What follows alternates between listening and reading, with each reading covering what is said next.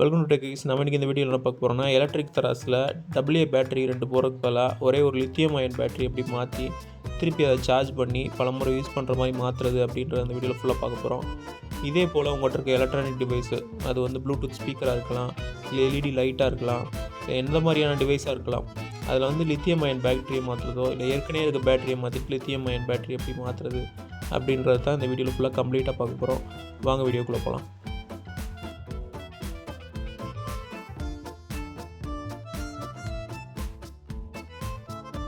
சாதாரணமாக அந்த தராசுகள் வந்து 300-400 ரேஞ்சில் அமேசான், ஃப்ளிப்கார்ட்டில் கிடைக்குது. இதோட லிங்க் வேணும்னா கீழே டிஸ்கிரிப்ஷன் ஃபஸ்ட் கமெண்ட்டில் எல்லாத்தையும் கொடுக்குறேன், தேவைப்பட்டவங்க போய் பாருங்கள். இந்த தராசை நம்ம அடிக்கடி யூஸ் பண்ணும்போது AA பேட்டரி அடிக்கடி நம்ம மாற்றிக்கிட்டே இருக்கிற மாதிரி இருக்கும். வேஸ்ட்டும் அதிகமாகும். அதுக்கு பதில் ஒரே ஒரு லித்தியம் பேட்டரி மட்டும் மாற்றுறது மூலமாக அது ரீசார்ஜாக மாற்றிக்கலாம். இது அன்பாக்சிங் பண்ணும்போது எடுத்த வீடியோ. அந்த வீடியோ லிங்க் வேணும்னா கீழே டிஸ்கிரிப்ஷன் ஃபஸ்ட் கமெண்ட்டில் கொடுக்குறேன், தேவைப்பட்டவங்க போய் பாருங்கள். 2000 years later. ஃபஸ்ட்டு இந்த தராசை ஓப்பன் பண்ணுறதுக்கு சுற்றி இருக்க ஸ்க்ரூலாம் கழட்டிக்கலாம்.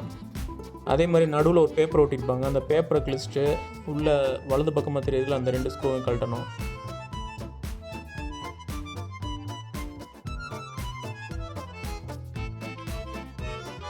ஓகே, இப்போ நம்ம எல்லாத்தையும் கழட்டியாச்சு. இப்போ ஓப்பன் பண்ணும்போது கொஞ்சம் பார்த்து ஓப்பன் பண்ணணும். ரெண்டுக்குமே வந்து வயர் கனெக்ஷன் கொடுத்துருப்பாங்க. அதை வந்து பிஞ்சு போகாமல் பார்த்து எடுக்கணும்.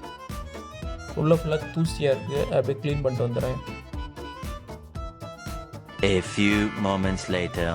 ஓப்பன் பண்ணும்போது க்ரீன் கலர் கட் ஆகிருக்கு. இது எல்இடி லைட்டுக்கான ஒயரு. ஏற்கனவே ஒரு AA பேட்டரியை அதிகமாக செலவழிக்குதுன்னு சொல்லிட்டு நான் தான் கட் பண்ணி விட்டுருந்தேன். ஏற்கனவே நம்ம சேனலில் ஸ்மார்ட் ரிமோட் எப்படி ரிப்பேர் பண்ணுறது அப்படின்னு போட்டிருப்பேன்.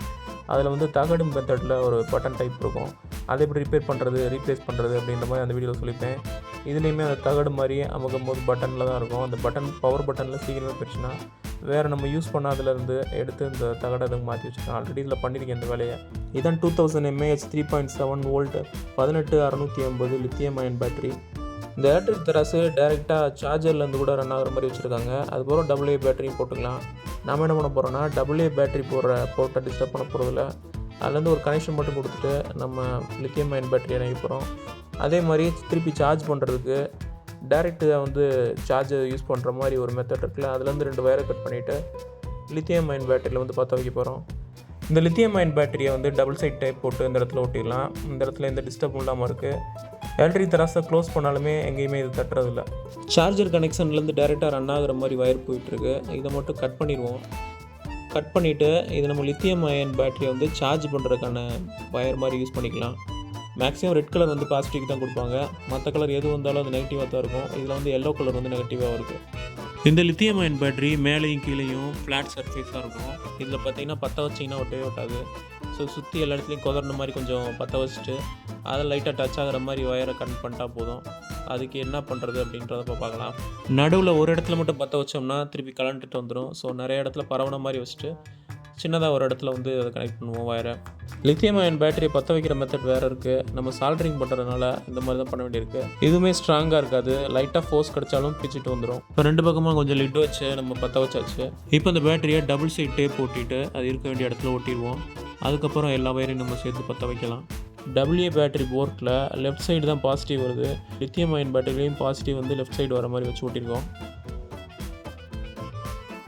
இப்போ lithium-ion பேட்டரியை சார்ஜ் பண்ணுறதுக்கான நெகட்டிவ் வயரையும் இன்னொரு எக்ஸ்ட்ரா பிட் வயரையும் நம்ம சேர்த்து lithium-ion பேட்டரியோட நெகட்டிவ் சைடு வந்து பற்ற வைக்கிறோம். நெகட்டிவ் சைடு வந்து பேட்டரியோட ஜாயின் பண்ணும்போது எக்ஸ்ட்ரா ஒரு பிட் வயர் விட்டுருக்கோம். இதை வந்து இந்த AA பேட்டரி போடும்போது நெகட்டிவ் சைடு வரும்ல, அதில் வந்து பற்ற வச்சிடலாம். நம்ம சேனல் ஏற்கனவே அமேசான், ஃப்ளிப்கார்ட்லேருந்து சீப்பான ரேட்டில் lithium-ion பேட்டரிஸ் எப்படி வாங்குறது அப்படின்ற மாதிரி ஒரு வீடியோ போட்டிருக்கேன். அந்த வீடியோட லிங்க்காக கீழே டிஸ்கிரிப்ஷன் ஃபஸ்ட் கமெண்ட் மேலே ஐ பட்டன் எல்லாத்தையும் கொடுக்குறேன், தேவைப்பட்டவங்க வைப்பேன். இப்போ நெகட்டிவ் சைடு பற்ற வச்சாச்சு. அடுத்து பாசிட்டிவ் சைடு வந்து பற்ற வைக்கலாம். AA பாசிட்டிவ் சைடு வர்றதுலேருந்து அப்படியே பேட்டரிக்கு ஒரு லைன் கொடுக்குறோம். அதுலேருந்து ஒரு லைன் எடுத்து சார்ஜிங் போர்ட்டுக்கு ஒரு லைன் கொடுக்குறோம்.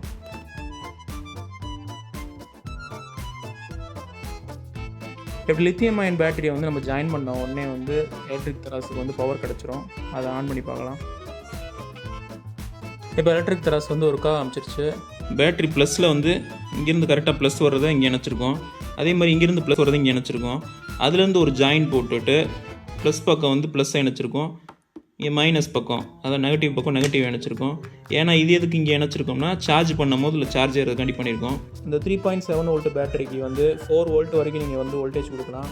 அதுக்கு 5 வோல்ட்டும் கொடுக்கக்கூடாது, அதுக்கு கீழே 3 வோல்ட்டும் கொடுக்கக்கூடாது. இந்த மாதிரி மொபைல் பேட்டரி சார்ஜ் பண்ணுறதுக்கே சார்ஜர் வந்து கடையில் கிடைக்கும், 60 ரூபா போல் வரும்.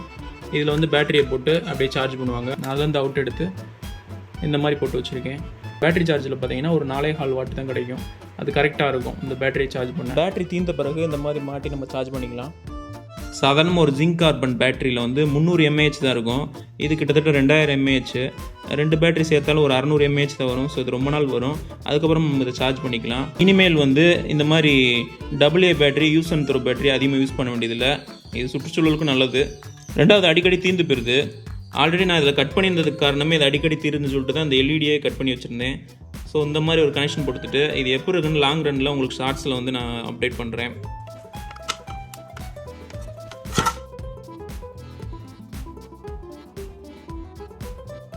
இப்போ இது கரெக்டாக ஒர்க் பண்ணுது அப்படின்றத செக் பண்ணி பார்த்துடலாம். ஆன் பண்ணியாச்சு, கரெக்டாக ஆகுது. மேலே ஏதாவது வெயிட் வச்சு பார்க்கலாம். வெயிட் வச்சாலும் பர்ஃபெக்டாக இருக்குது. பேட்டரி எத்தனை வோல்ட்டில் இருக்குது, எப்போ தீரப்போகுது அப்படின்றத வெளியே இருந்தே நம்ம வந்து டெஸ்ட் பண்ணி பார்த்துக்கலாம். அது எப்படின்னு பார்க்கலாம். வெளியே இருக்க அந்த சார்ஜிங் போர்ட்டில் நம்ம மல்டிமீட்டர் வச்சு செக் பண்ணாலே தெரிஞ்சிடும். கரெக்டாக பேட்டரி 3.92 வோல்ட் இருக்குது. இந்த எலக்ட்ரானிக் தரஸோட அமேசான் லிங்க்கை கீழே டிஸ்கிரிப்ஷன் ஃபஸ்ட் கமெண்ட் எல்லாத்தையும் போய் தான் தேவைப்பட்டவங்க போய் பாருங்கள். ஏதாவது சஜஷன் இருந்தாலும் கீழே சொல்லிவிடுங்க, நானும் தெரிஞ்சுக்கிறேன். இல்லை வேறு மெத்தட் நீங்கள் யூஸ் பண்ணுறீங்கன்னா அந்த மெத்தடை சொல்லுங்கள், தெரிஞ்சுக்கலாம் எல்லாம். இந்த வீடியோ உங்களுக்கு பிடிச்சிருந்தா அந்த வீடியோக்கு ஒரு லைக் கொடுங்க, அதை உங்கள் ஃப்ரெண்ட்ஸோட ஷேர் பண்ணுங்கள். ஏதாவது சந்தேகம் கீழே கமெண்ட்டில் கேளுங்க. எல்லாத்துக்கு மேலே டென்ஷனாக சப்ஸ்கிரைப் பண்ணுங்கள். தேங்க்ஸ் ஃபார் வாட்சிங்.